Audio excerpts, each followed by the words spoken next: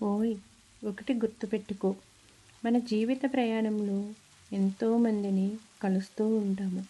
మన గమ్యస్థానం రాగానే విడిపోతూ ఉంటాము కూడా. కానీ నీకు పరిచయమైన వారిలో కొంతమందికి మాత్రమే నువ్వు ఏమిటి అనేది అర్థమవుతుంది. మరికొంతమంది నిన్ను విమర్శిస్తూ ఉంటారు. ఇంకొంతమంది నీ గెలుపును కూడా ఒప్పుకోలేరు. నీ ఎదుగుదలను చూసి ఏడుస్తూ ఉంటారు. ప్రేమ నటిస్తూనే పతనం చేయాలని చూస్తారు.